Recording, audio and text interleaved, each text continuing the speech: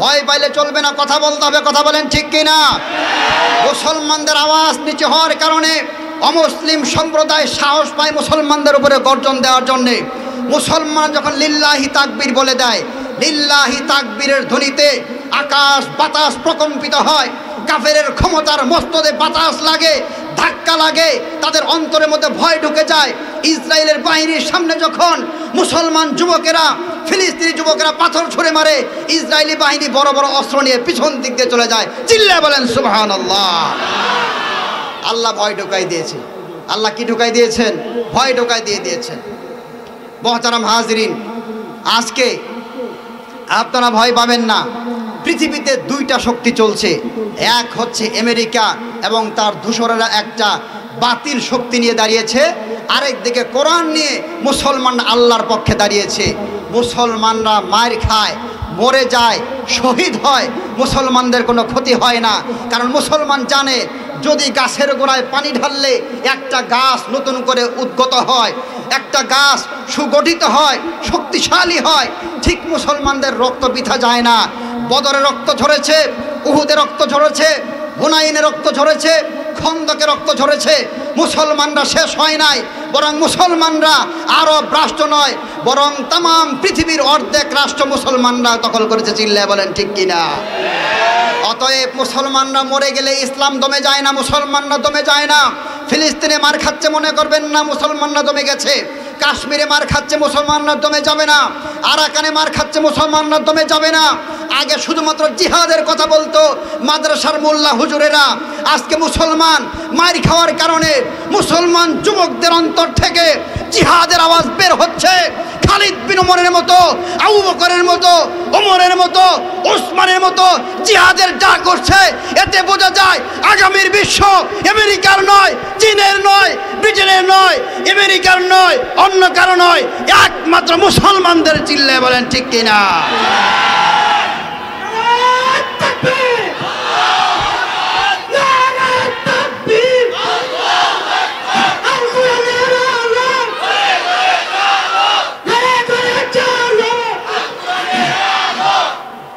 মুহতারাম হাজিরিন, আজকে আমরা অনেক সময় হতাশ হয়ে যাই। আরে হতাশ হওয়ার কিছু নাই, হতাশ হওয়ার কিছু নাই। মুহতারাম হাজিরিন, আমার ভূমিকাটা বুঝলে আমার আলোচনা বোঝা সহজ হয়ে যাবে। লাস্টে শুধু টান দিব আলোচনা, 5 মিনিট আলোচনা শেষ করে দিব ইনশাআল্লাহ। ভূমিকাটা ভালো করে বোঝেন, কিছু নিয়ে যাওয়ার চেষ্টা করেন। একটা জাগ্রত আগুন এখান থেকে নিয়ে যাবেন। আমি জানি চুলার মধ্যে আগুন নাই, কিন্তু তুষ দিয়া, ইমানের তুষ দিয়ে সমস্ত বুকগুলা ভরা আছে। চিল্লায় বলেন ঠিক কিনা? একটু শুধুমাত্র টাচ দিব ইনশাআল্লাহ। আবু বকর, ওমর, ওসমান, আলীদের মধ্যে, সাহাবাদের মধ্যে যেমন যুদ্ধের পাল্লা লেগে গিয়েছিল, 2 জন সাহাবী আল্লাহ রাসূলের কাছে এসেছে। এক সাহাবী ছোট্ট, তাকে যুদ্ধে নেওয়া হবে না। নবীজির কাছে এসে বললেন, ইয়া রাসূলুল্লাহ, ইয়া হাবিবাল্লাহ, যুদ্ধে যেতে চাই। নবীজি বললেন, তুমি ছোট্ট মানুষ, ছোট্ট বাচ্চা, তুমি চলে যাও, যেতে পারবে না। এই ছোট্ট সাহাবী বড় একজন সাহাবীকে দেখিয়ে দিয়ে বললেন, ইয়া রাসূলুল্লাহ, এই যে আমার সাথীকে দেখতে পাচ্ছেন, এই সাথীর চেয়ে আমি ক্ষমতা শক্তি বেশি রাখি। জোরে বলেন না সুবহানাল্লাহ। ছোট্ট সাহাবী, নবীজি যুদ্ধে নিবে না ছোট্ট হওয়ার কারণে। এখন বারবার রিকোয়েস্ট নবীজির কাছে করে যাচ্ছে, ইয়া রাসূলুল্লাহ, একটু শুধুমাত্র আমাকে অনুমতি দিন। তখন নবীজি বলেন, ঠিক আছে, এত করেই যখন জিহাদে যেতে চাচ্ছ, তাহলে শোনো, তোমার যে এই বড় ভাই আছে, সাথী আছে, তাকে যদি তুমি পাছাড় দিয়ে নিচে ফেলে দিতে পারো, তাহলে তোমার আজকের যুদ্ধে যাওয়ার ফয়সালা হয়ে যাবে। সুবহানাল্লাহ বলে। এই ছোট্ট সাহাবী তখন ওই বড় সাহাবী ভাইয়ের কানে কানে গিয়ে বলল, ভাই দেখো, তুমি তো যুদ্ধে যাবে, জিহাদের জন্য তুমি সিলেক্ট হয়ে গেছো, কিন্তু আমি তো ছোট্ট হওয়ার কারণে আমি তো যুদ্ধে যেতে পারছি না। মন চায়,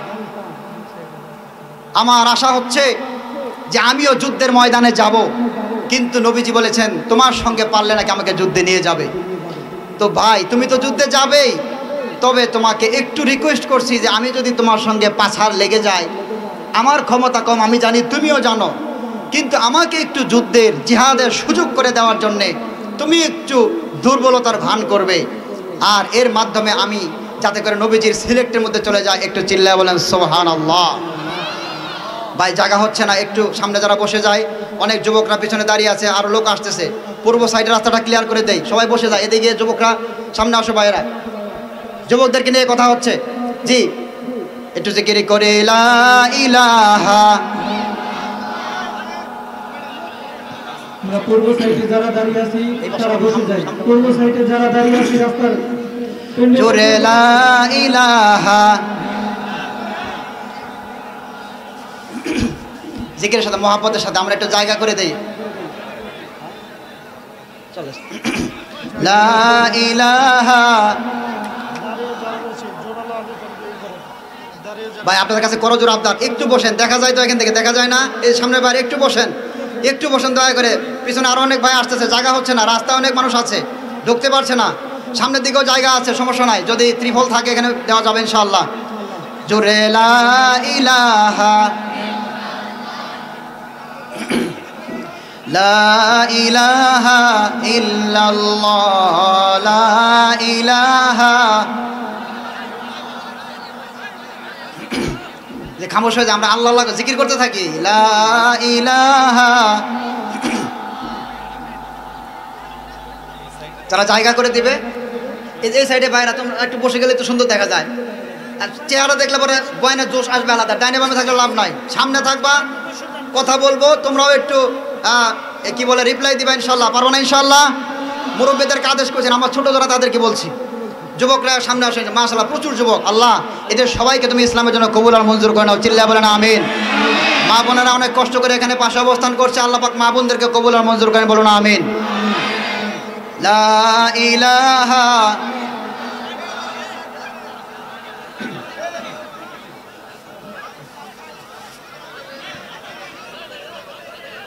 যে ক্যামেরাম্যানরা একটু পাশে থাকে যাতে মানুষের কষ্ট না হয়, যে একটু সাইডে যায়, যে সামনে দেখতে যাতে কষ্ট না হয়। যে ওই ক্যামেরাগুলো একটু সাইড করে দেন ভাইরা, ওই যে যারা ইউটিউবার বাইরে যারা আছেন একটু সাইড করে দেন, যে যাতে কারো কষ্ট না, যে আমরা একটু খামোশ হই, ধৈর্য ধরি মাশাআল্লাহ ইনশাআল্লাহ। লা ইলাহা, লা ইলাহা ইল্লাল্লাহ, লা ইলাহা ইল্লাল্লাহ। বসে যায়, বসে যায়, লা ইলাহা। যে যে কথা না বলি, পরস্পর কথা না বলি, আমি একাই কথা বলছি, সবাই একটু চুপ হই। লা ইলাহা ইল্লাল্লাহ, লা ইলাহা।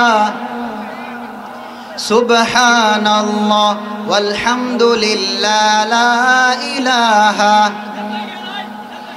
লা ইলাহা ইল্লাল্লাহু মুহাম্মাদুর রাসূলুল্লাহ সাল্লাল্লাহু। বসে যায়, বসে যায়।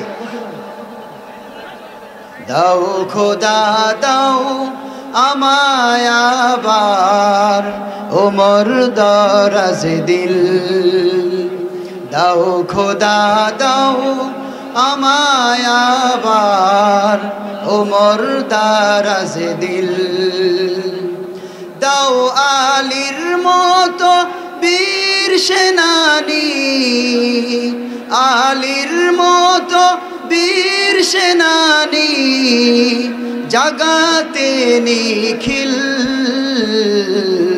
দাও খোদা দাও আমায় আবার ওমর দরাজ দিল, দাও খোদা দাও আমায় আবার ওমর দরাজ দিল। লা ইলাহা ইল্লাল্লাহ, লা ইলাহা। এটা মাশাআল্লাহ পরিবেশ সুন্দর হচ্ছে। জি বসে যায়, বসে যায়। এই ভাই এই যে সামনে কথা না বলি, বসবে, একাই বসবে, বসে যায়, সামনে থেকে কেউ কথা না বলি, বসে। মাশাআল্লাহ খুব চমৎকার মজমা, যারা দাঁড়িয়ে আছি বসে যায় মেহরবানি করে। প্রধান বক্তা আসতেছেন ইনশাআল্লাহ, আমি আপনাদেরকে অল্প কিছু কথা বলে চলে যাবো ইনশাআল্লাহ। প্রধান বক্তা আসতেছে, সবাই আমরা পরিবেশটা সুন্দর করি। উনি আসে যাতে মনে করেন যে না টাঙ্গাইলের মানুষ খুব ভালো, মাশাআল্লাহ। কি বলেন, পারবো না ইনশাআল্লাহ? কথা মনে আছে ঘটনা? এ ভাই খুব তাড়াতাড়ি তাড়াতাড়ি বসে যায়, তাড়াতাড়ি বসে যায়, মাঝখানে আর কোনো তাড়াতাড়ি হবে না, কথা হবে না। মুহতারাম হাজিরিন,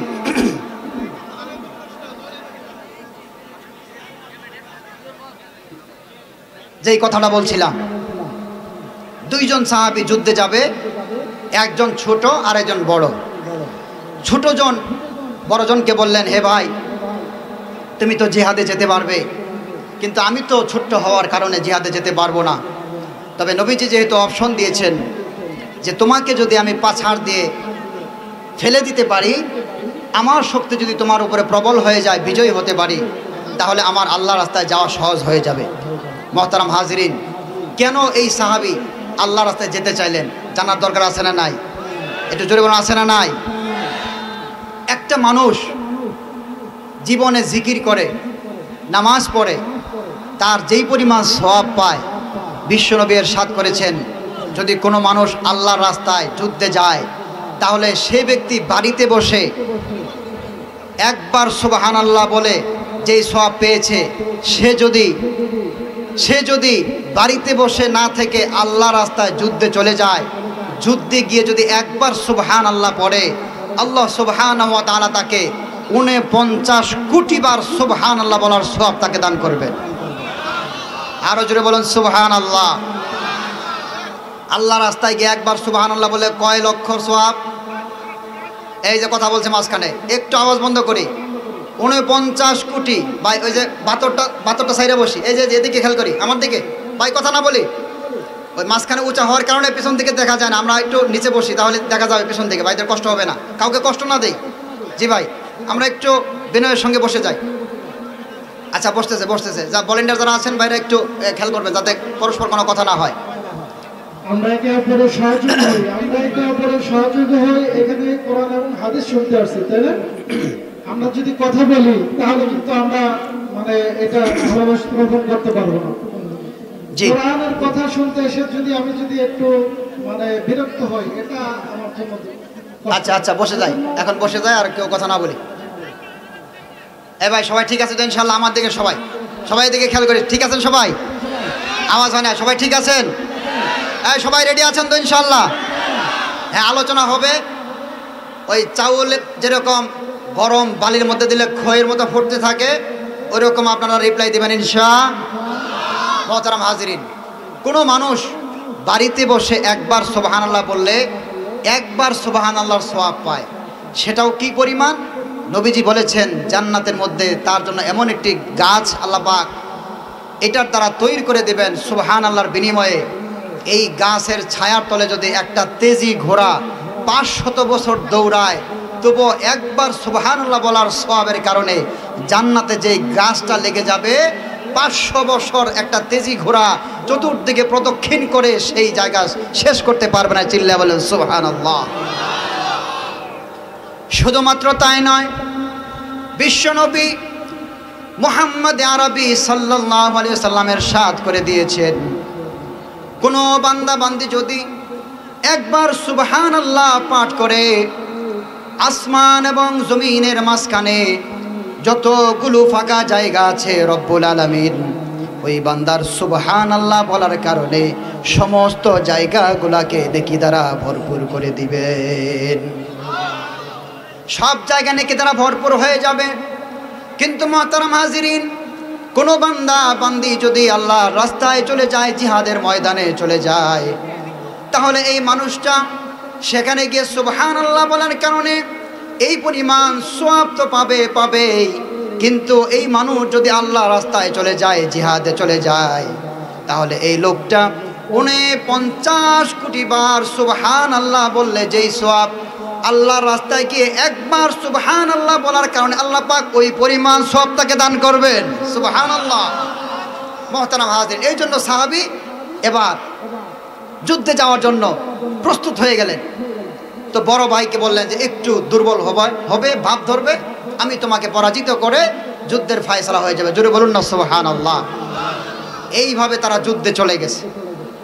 মুহতারাম হাজিরিন, রোমের সঙ্গে যখন মুসলমানদের যুদ্ধের দানা বেজে যাচ্ছে, যুদ্ধের দামামা বাজার সঙ্গে সঙ্গে রোম সম্রাট গোয়েন্দাদেরকে বলল, ও আমার গোয়েন্দা বাহিনী, মুসলমানরা মদিনায় থাকে, তাদের চেহারা সামান্য পরিমাণে ক্ষীণ ক্ষীণ দেখা যায়, শরীরে কোনো গোশত বলতে কিছু নাই, গায়ে শক্তি বলতে কিছু দেখা যায় না।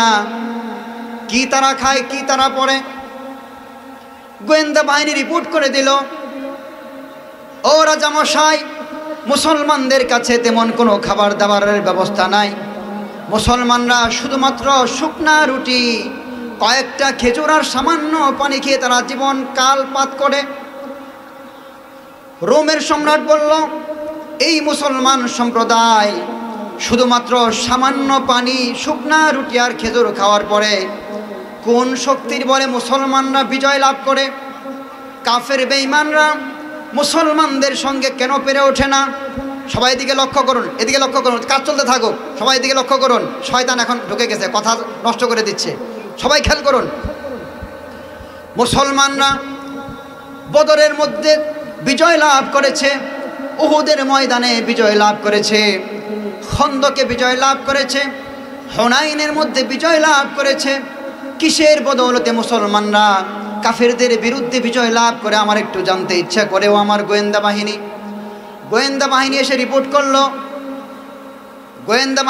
করলো, হে রোমের সম্রাট, মুসলমানদের সঙ্গে আপনি যুদ্ধ করে বিজয় লাভ করার স্বপ্ন দেখবেন না? রোম সম্রাট এবার ক্ষিপ্ত হয়ে বলল, কারণটা কি? কি কারণে মুসলমানদের সঙ্গে আমরা যুদ্ধ করে বিজয় লাভের স্বপ্ন দেখব না? ভয় দেখাচ্ছ কেন? আমাদের তো অস্ত্রের বল বেশি, আমাদের তো জনবল বেশি, এমন কোনো উপকরণ নাই যুদ্ধের যেটা আমাদের কম আছে, তবুও মুসলমানদের ব্যাপারে আমাদেরকে কেন ভয় দেখাচ্ছ? লক্ষ্য করে শুনুন, ও আমার যুবক ভাইয়েরা, ও আমার মুসলমান বাবারা, ভাইয়েরা আমার, ও আমার মা বোনেরা, রোম সম্রাটের কাছে গিয়ে রোম সম্রাটের যে গোয়েন্দা বাহিনী আছে রিপোর্ট করে দিল, আমার রাজামশাই, মুসলমানরা অস্ত্রের বলে কাফিরদের সঙ্গে বিজয় লাভ করে না। চিল্লায়ে বলেন আল্লাহু আকবার। মুসলমানরা সংখ্যাধিক্যের কারণে মুসলমানরা কাফেরদের সঙ্গে বিজয় লাভ করে না। জোরে বলেন আল্লাহু আকবার। রোম সম্রাট বলে, ভয় দেখাচ্ছ কেন? তাহলে অস্ত্রও কম, মানুষও কম, সৈন্যও কম, বিজয় লাভ করে কিসের মাধ্যমে? এই সূত্রটা শুধু জানতে চাই। কিসের ভয় দেখাও? আমার অস্ত্র বেশি, সৈন্যবাহিনী বেশি, তবুও কেন ভয় দেখাচ্ছ? কেন মুসলমানদের সঙ্গে পারা যায় না? মুহতারাম হাজিরিন, এবার রোম সম্রাটের গোয়েন্দা বাহিনী রোম সম্রাটের কাছে তথ্য ফাঁস করে বলল যে মদিনার অলিতে গলিতে আমরা ঘুরেছি, তালাশ করেছি, খুঁজেছি, চুষে বেরিয়েছি যে কিসের ভিত্তিতে মুসলমানরা কাফেরদের সঙ্গে বিজয় লাভ করে। ও রাজামশাই,